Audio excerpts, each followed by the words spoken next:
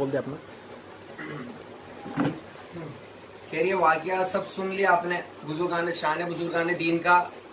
अब हमारे अहले सुन्नत व जमात का यही मौक़िफ़ है कि हकीकत में देने वाला अल्लाह ही है, अल्लाह के अलावा हकीकत में मददगार अल्लाह ही है, अल्लाह के अलावा किसी से मददगार मतलब अल्लाह की अता से औलिया इकराम की मदद से मदद मांगी जा सकती है। ये हमारा मौक़िफ़ है। अब कोई डायरेक्ट अल्लाह से मांगता है उसमें भी कोई आपत्ति नहीं है।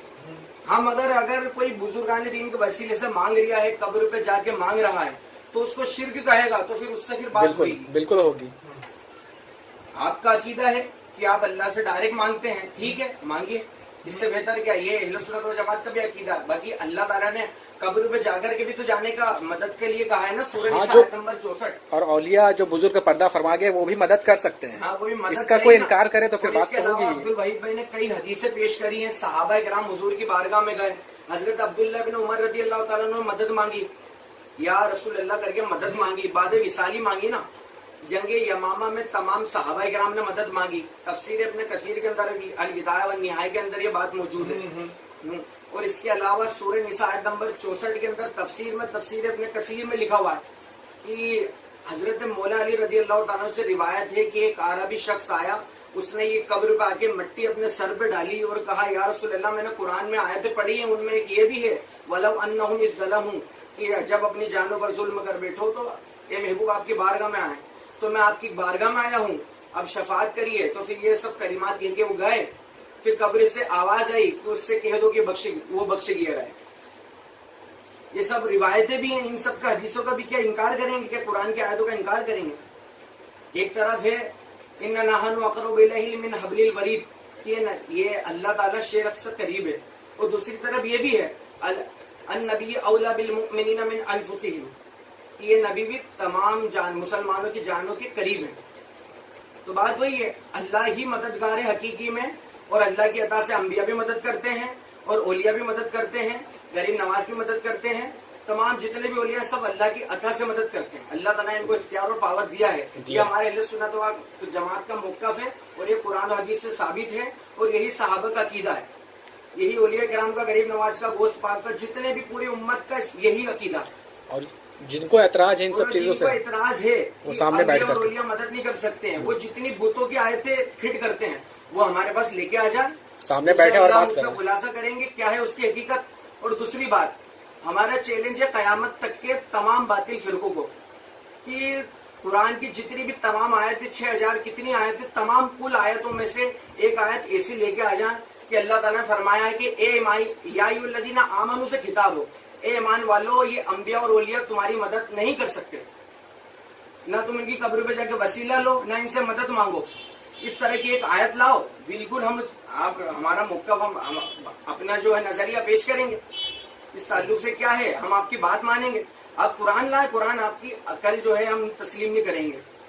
कयास नहीं है, आपका खुद कहना है कि कयास शैतान का काम है, तो हम कयास नहीं मानेंगे। अब खड़ी मूर्ति और पड़ी मूर्ति करेंगे, ये नहीं, दलील लाइए। अब आपका कहना है कि हिंदू भी चादर चढ़ाता है, चुनरी चढ़ाता है, और तुम भी चादर चढ़ाते हो, और हिंदू भी जो है अपने क्या बोलते हैं, मतलब जो करता है हिंदू तुम भी करते हो, हिंदू भी प्रसाद खाता है, तुम भी लंगर खाते हो। ये कहना, तो फिर हमारा ये कहना है हिंदू भी तीर्थ यात्रा पे जाता है, आप भी हज यात्रा पे जाते हैं, तो क्या हज यात्रा करना छोड़ दें? क्या छोड़ दे? वो खाना खाते हैं, तुम भी खाते हो। हिंदू भी गंगा जल लाता है और हम आबे जमजम लाते हैं, तो क्या आबे जमजम लाना छोड़ दें?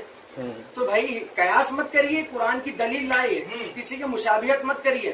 तो क्या आज तक किसी ने हज करना छोड़ दिया, आबे जमजम लाना छोड़ दिया? क्योंकि हिंदू भी तीर्थ कर रहे हैं, तो क्या हम छोड़ देंगे क्या? वो शादी करते हैं। किसी चीज में खराबी है तो खुराफात को दूर किया जाएगा।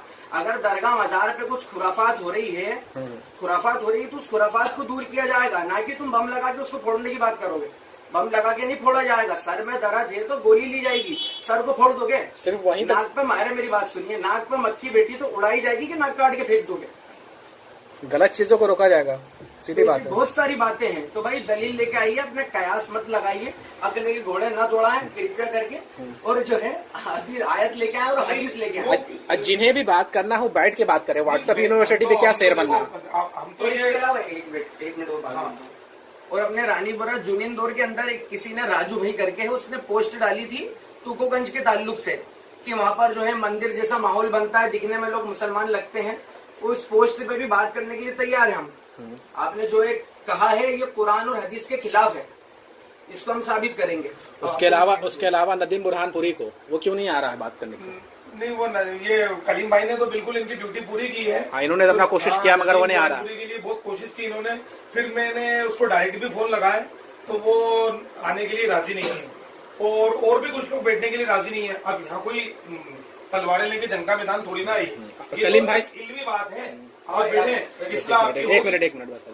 کلیم بھائی آپ یہاں پر آئے, آپ بیٹھے ہمارے ساتھ بات چیت کیا, کیا آپ کو مارا پیٹا گیا؟ آپ بول دیں بھائی, مارا پیٹا پہ گیا یا غلط سلوک کیا گیا؟ تو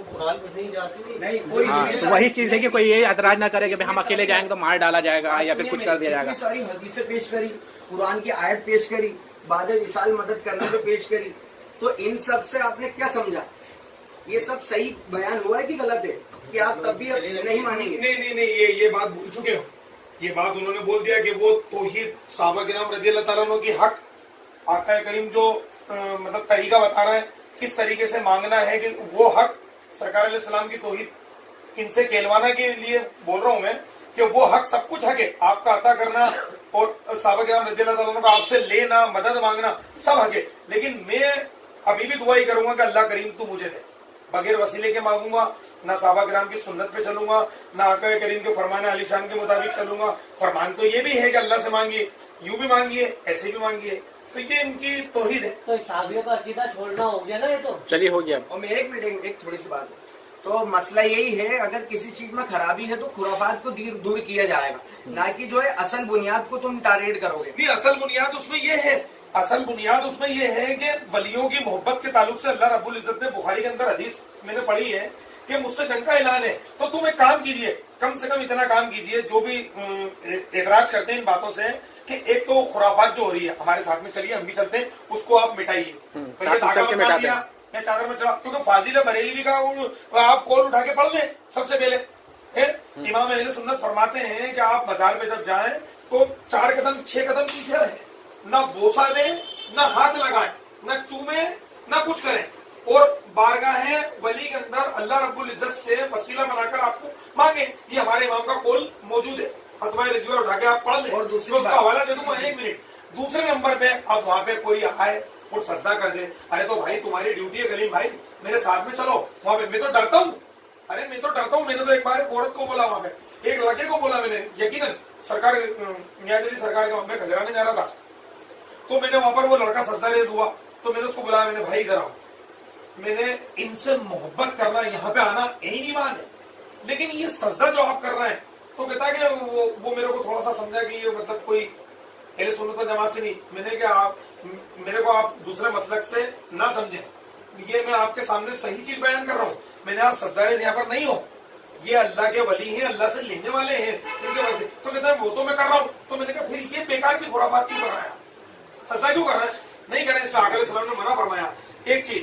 دوسرے نمبر پہ یہ کہ وہاں پہ جو بھی ہوتا ہے کلیم بھائی آپ چلیں اور سدھاریں ان مسلمانوں کو, لیکن ان سارے امپروومنٹ اور سدھار لانے, ناجائز اور حرام کام جو بھی آپ قرار دیتے ہیں ان کو, میں بھی غلط خلاف ہوں گے, ان کو ختم کریے آپ. اور یہ اللہ رب العزت کے اختیار کی بات ہے کہ وہاں پہ تعظیمی سجدہ ہوا, کہ عبادت کا سجدہ ہوا, اس نے ڈورا باندھا تو شرک ہوا, کیا ہوا, وہ اس کے اختیار کی بات ہے, انہیں بخشے نہ بخشے اس کو چھوڑ دیا.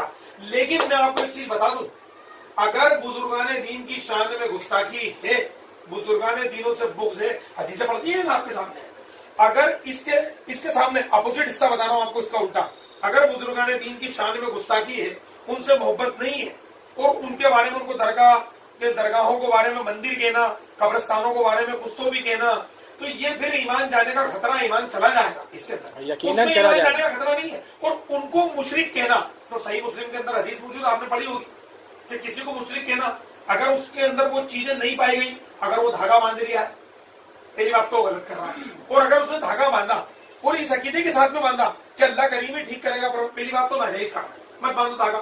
اگر لیکن پھر تمہیں کیا گارنٹی کی مشرک ہے؟ پہلی بات اس کو تم میرے ساتھ میں چلو, اس کو اپن روکے اور اسے صحیح مذہب کی تعلیم اپن کیا دیں, تعلیم آقا کریم کی کیا دیں,